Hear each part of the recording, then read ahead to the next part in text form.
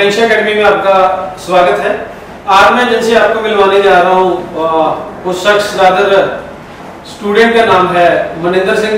मनिंदर, आपका स्वागत है। आइए कृपया अपनी सीट ग्रहण करें। तो मनिंदर सिंह हमारे एक बहुत ही होनहार विद्यार्थी हैं जो कि लगभग पिछले 2 सालों से 10th के बाद पोटेंशियल में अपनी स्टडीज परस्यू कर रहे हैं। प्री इंजीनियरिंग एंट्रेंस के लिए मनिंदर प्रिपेयर कर रहे हैं। तो मनिंदर की अगर मैं रैंक्स की बात करूं तो मेंस में all India category rank student का 47 था और जो एडवांस 2022 का एग्जाम हुआ उसमें ऑल इंडिया कैटेगरी रैंक 48 था। तो रैंक्स को ज्यादा हिलने नहीं दिया, मतलब आपने अपनी पकड़ पूरी बना के रखी इंडिया लेवल पे। तो मनिंदर, सबसे पहले ये बताएं कि 10th आपने कहाँ से की और फैमिली बैकग्राउंड क्या, पेरेंट्स आपके क्या करते हैं? तो 10th मैंने श्री गुरु हरकृष्ण पब्लिक स्कूल बठिंडा से की। ओके। स्पोर्ट्स स्टेडियम के पास है। बिल्कुल बिल्कुल। और जो मेरे पापा हैं वो ज्ञानी जाल सिंह कॉलेज में एक लेक्चरर है। ओके, जो हमारा SPTU कैंपस बना हुआ है डबल रोड पे। यस, ठीक है ठीक है। और मम्मा मेरे हाउस में। ठीक है ठीक है। और फैमिली में छोटे बहन भाई? मेरी 2 बड़ी सिस्टर्स हैं। ठीक है ठीक है, चलो बहुत बढ़िया। तो मतलब बेसिकली जो पेरेंट्स हैं वो टीचिंग में ही है। यस। तो मनिंदर, आपको कब पता लगा कि आपने इंजीनियरिंग करनी है, इस चीज की तरफ जाना है, मतलब किस मोमेंट पे आपको इस चीज का ज्ञान है? वैसे तो मेरे पापा भी इंजीनियर हैं। ओह, दैट्स गुड दैट्स गुड। फिर तो आपके जहन में, आपके खून में इंजीनियरिंग है। ठीक है ठीक है ठीक है ठीक है। और फिर मेरी बड़ी बहनें भी इंजीनियर हैं। अरे very good very good very good. Medical में मेरा भी खास इंटरेस्ट था नहीं और बस यही था। अच्छा, मैथ्स में, फिजिक्स में, लेकिन इंजीनियरिंग में इंटरेस्ट पूरा था। हाँ।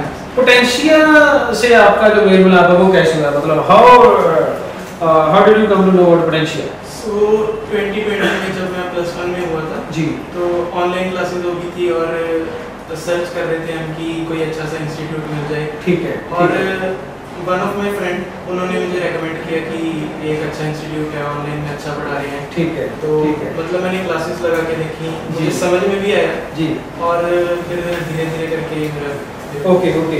अच्छा, आपने जैसे बताया कि ऑनलाइन क्लासेस चल रही थी, आपके किसी फ्रेंड ने बताया, आपके तो 2 फेजेस रहे। एक ऑनलाइन वाला फेज रहा, लगभग 1 साल कोरोना में निकल गया, और एक ऑफलाइन वाला फेज। दोनों में आपका क्या एक्सपीरियंस रहा, मतलब हाउ डिड यू मतलब फील अबाउट दैट? देखिए, ऑनलाइन क्लासेस में वैसे बहुत बच्चे कंप्लेन करते हैं कि थोड़ा रहता है। हाँ, बिल्कुल भी समझ में नहीं आता है। लेकिन अभी बात करें, टीचर्स ने जिस तरीके से ऑनलाइन में पढ़ाया काफी अच्छा पढ़ाया जी। और बिल्कुल कभी ऐसा लगा नहीं कि यार कि समझ में नहीं आ रहा है या ऊपर से जा रहा है जी। और बिल्कुल हमेशा टॉपिक्स के टच में रहता था जी। और ऑफलाइन में ऑब्वियसली बेटर रहता है कि ऑफलाइन में बेटर इंटरैक्टिव स्टडी होती है, बोथ वे कम्युनिकेशन होता है, टीचर्स के साथ आप इंटरैक्ट कर सकते हो। जी जी। छुट्टी होने के बाद आप इंस्टीट्यूट में रुक के डाउट्स वगैरह पूछ सकते हो। जी जी। तो वो थोड़ा बेटर रहता है, लेकिन ऑनलाइन में इतना कुछ खास नहीं पड़ा जी। जितना मैंने आपको देखा है, जितना मतलब बीइंग एन एडमिनिस्ट्रेटर, मतलब I used to be set in the institution but I was not going into the classes, ठीक है। तो मैंने देखा कि मनिंदर कहीं ना कहीं शुरू में एक एवरेज स्टूडेंट था। तो मतलब धीरे धीरे ग्रोथ हुई, आपका कॉन्फिडेंस बना। तो इन सब चीजों की क्या वजह रही, मतलब आप एकदम से एलिवेट कैसे हुए? मतलब ऐसा था कि टीचर्स जो थे हमेशा वो सपोर्टिव रहते थे। जी। वो हमेशा ऐसे कहते थे कि नहीं यार, पढ़ते रहो जी, छोड़ना नहीं है इसको। बिल्कुल बिल्कुल। और धीरे धीरे करके क्या हुआ, मेरा इंटरेस्ट बनने लग गया, काफी ज्यादा इंटरेस्ट बनने लग गया। और जैसे जैसे मेरा इंटरेस्ट बढ़ता गया मैं और ज्यादा पढ़ने लग गया जी, जी। और मैंने और ज्यादा एफर्ट्स डालने शुरू कर दिए। और ये मेरे एफर्ट्स देख के मेरे टीचर्स ने मुझे बैक किया और सपोर्ट किया जिससे मेरा कॉन्फिडेंस और ज्यादा बढ़ता गया और फिर मैंने और भी ज्यादा एफर्ट्स करने। मेरे को लग रहा है कहीं ना कहीं आपने ऑनलाइन जब स्टडी चल रही थी, जब कोरोना पीरियड था, घर पे बैठ के पढ़ रहे थे, तब आपने काफी मेहनत की। यस। तो नोट्स वगैरह का क्या सीन था? नोट्स वगैरह बनते थे यहाँ पे कैसे, मतलब कौन सी बुक्स या NCERT वगैरह क्या चीज आप देखते थे? वैसे तो क्लास नोट्स तो सबसे अच्छे होते हैं। ओके। क्लास नोट्स को अगर एक बार रिवाइज कर लिया प्लस NCERT, इसके अलावा कोई बुक में टच नहीं करता था। ठीक है। और सिर्फ प्रीवियस। कहीं ना कहीं ये भी बात आती है कि मैं इतने घंटे पढ़ता था, इतने घंटे पढ़ना चाहिए। तो what was your routine schedule, मतलब how much time you are giving और devoting to your studies daily?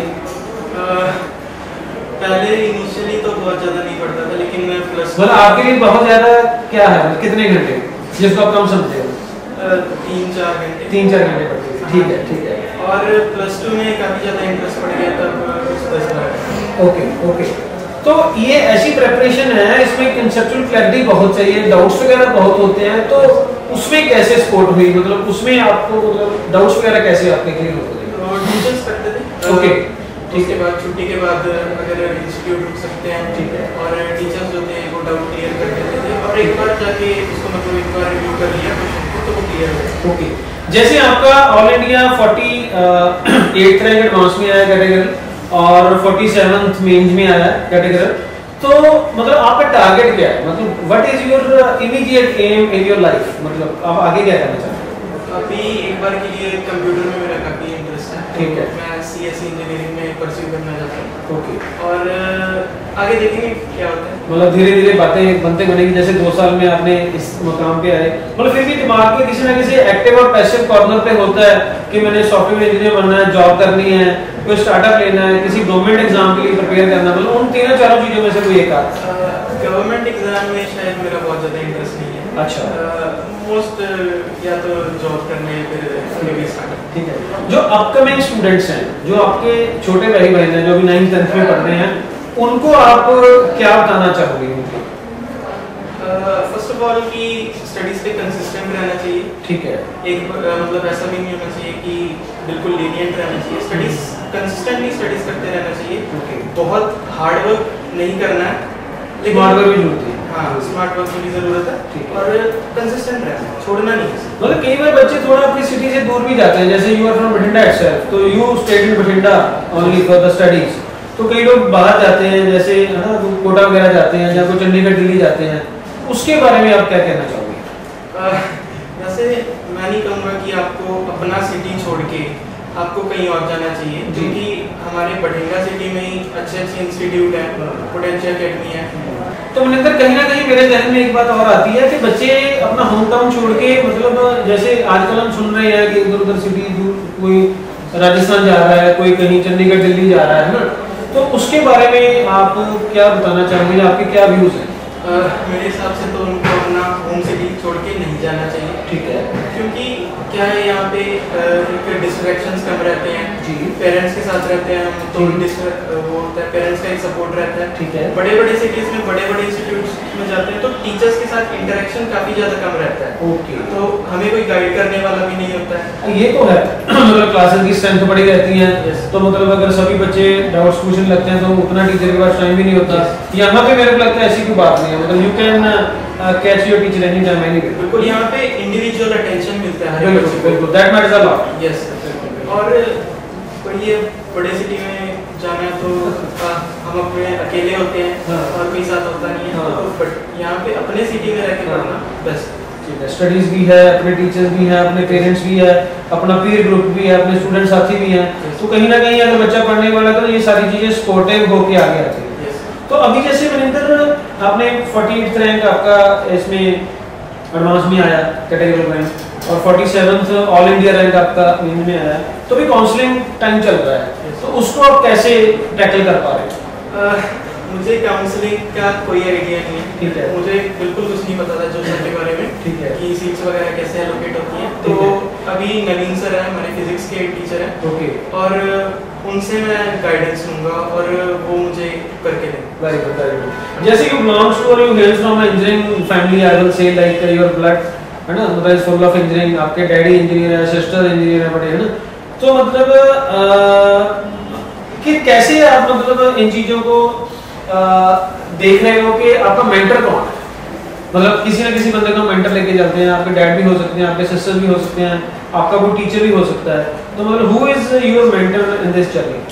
JEE के स्टडी में, हाँ जी, जेई के स्टडी में तो मेरे टीचर है, ठीक है, ठीक है। तो अभी कुछ लास्ट वर्ड्स जो एस्पिरेंट्स हैं, आईआईटी, जेईई के या नीट के एस्पिरेंट्स हैं, उन बच्चों के लिए कुछ फ्यू वर्ड्स जो उनको मोटिवेशन दे। मैं बिल्कुल यही कहूँगा कि आपको कंसिस्टेंट रहना चाहिए, ठीक है, आपको लगातार स्टडीज करते रहना चाहिए जी, अगर कुछ समझ नहीं आता है तो घर पे जाके आप क्लास नोट्स रिवाइज करो जी, और एनसीईआरटी पढ़ो जी, बस इतना ही करो, कोई बात नहीं है, ऐसे मतलब ऐसे डीमोटिवेट होने की जरूरत नहीं है, और कुछ नहीं समझ आता टीचर से बार बार पूछो, लेकिन कंसिस्टेंट रहो अपने स्टडीज पे, दैट मैटर्स अ लॉट, जो रेगुलरिटी है दैट मैटर्स अ लॉट। मुनींदर, मैं कहीं ना कहीं देख पा रहा हूँ कि आपका इधर कंपटीशन में तो अच्छा स्कोर है, आपका सब्जेक्ट भी बहुत स्ट्रॉन्ग रहा है, आपका अच्छा बढ़िया है, तो मतलब उसको आपने उस बैलेंस को कैसे मेंटेन किया? सब्जेक्टिव अगर कंसेप्चुअल नॉलेज होगा तो मुझे नहीं लगता कि आपको सब्जेक्टिव उसमें कोई प्रॉब्लम आने वाला है।